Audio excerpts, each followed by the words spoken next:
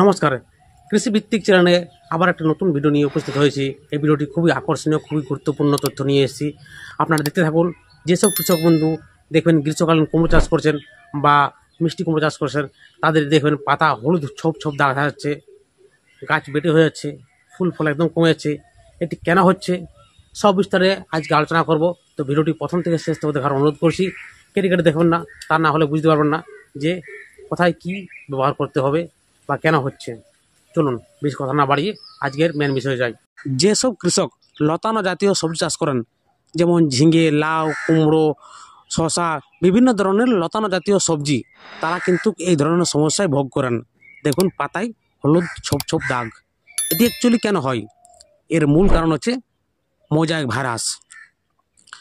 বিভিন্ন ধরনের যে শোষক পোকা রয়েছে, যেমন সাদামাছি, জাব পোকা বা মাছি পোকা, এইগুলো পাতায় বসে রস শুষে খায় আর তার সাথে সাথে মোজাইক ভাইরাসটি ছড়িয়ে দেয়। তো আমাদের করতে হবে কি, এই শোষক পোকাগুলি আক্রমণ থেকে বাঁচাতে হবে আমাদের ফসলকে। এই শোষক পোকা আক্রমণ যাতে না করতে পারে সেই ব্যবস্থা নিতে হবে। এই রোগের হাত থেকে ফসলকে বাঁচাতে হলে কতগুলি আমাদেরকে আগাম ব্যবস্থা নিতে হবে। যেমন আক্রান্ত গাছ থেকে বীজ সংগ্রহ করা যাবে না। তারপর আমাদেরকে নিয়মিত নিম পাতা থেতো রস সপ্তাহখানেক পরপর, যেমন 50 ml নিম পাতা থেতো রস, তার সঙ্গে 20 ml লিকুইড সাবান 10 লিটার জলের সাথে নিয়মিত সপ্তাহখানেক পরপর স্প্রে করতে হবে। তাছাড়া আমরা করতে পারি কি, 200 গ্রাম রসুন এবং 200 গ্রাম কাঁচা লঙ্কা একসাথে থেতো করে 10 লিটার জলের সাথে মিশিয়ে নিয়মিত স্প্রে করলে কিন্তু ভালো ফল পাওয়া যায়। তাছাড়া জৈবিক ওষুধ রয়েছে নিমাসিন বা নিম তেল, 3 ml প্রতি লিটার জলের সাথে মিশিয়ে স্প্রে করলেও ভালো ফল পাওয়া যায়। তাছাড়া ফেরোমন ট্র্যাপ বা আলোক ফাঁদ ব্যবহার করতে পারি। আরেকটা জিনিস করা যায়, নিম পাতা বা তামাক পাতা গরম জলে ফুটিয়ে একটি দ্রবণ তৈরি করে সেই দ্রবণটি জলের সঙ্গে মিশিয়ে স্প্রে করলে খুবই ভালো কাজ হয়। এইগুলি হচ্ছে আগাম ব্যবস্থা বা ঘরোয়া ব্যবস্থা। এগুলো যদি আমরা নিয়মিত পালন করে যাই, তাহলে শোষক পোকা কিন্তু গাছের পাতায় বসতে পারবো না, আক্রান্ত গাছও হবে না, আর মোজাইক ভাইরাসও ছড়াবে না। কিন্তু যদি আমাদের গাছে আক্রান্ত হয়ে যায়, সেক্ষেত্রে আমরা কি অ্যাপ্লাই করব? আপনাদেরকে দুটি ওষুধের নাম বলবো। একটি হচ্ছে ইনসেক্টিসাইড পেগাসাস, আর একটা হচ্ছে নেটিভো ফাঙ্গিসাইড।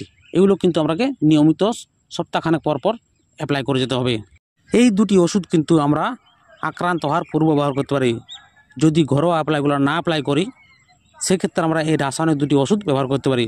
যখন দেখব গাছে শোষক পোকার আক্রমণ দেখা যাচ্ছে, তখন এই ওষুধগুলো আমরা একবার ব্যবহার করব। নেটিভো করব 1 গ্রাম প্রতি 2 লিটার জলে, আর পেগাসাস ব্যবহার করব 1 গ্রাম 1 লিটার জলে। এই দুটি ওষুধ ব্যবহার করলে আমাদের শোষক পোকার আক্রমণ কমে যাবে। যদি কিন্তু আমরা না করতে পারি, আক্রান্ত গাছ হয়ে গেছে, সেক্ষেত্রে কিন্তু এই দুটি ওষুধ যে ডোজটা বললাম, সেই ডোজে কিন্তু সপ্তাহখানেক পরপর 2 বার ব্যবহার করতে হবে। আরেকটা করবো কি, আক্রান্ত গাছগুলো কিন্তু তুলে ফেলতে হবে। যদি আক্রান্ত গাছ তুলে না ফেলি, দেখবেন যে লতটাতে আক্রান্ত হয়েছে সেই লতটা কেটে বাইরে ফেলতে হবে। তো বন্ধুরা, এইগুলো অ্যাপ্লাই করুন। ভিডিওটি কেমন লেগেছে অবশ্যই কমেন্ট করে জানাবেন। আর যদি ভিডিওটি ভালো লাগে থাকে তো প্রচুর পরিমাণে শেয়ার করুন। এই বলে ভিডিওটি শেষ করছি। ভালো থাকবেন, সুস্থ থাকবেন, ধন্যবাদ।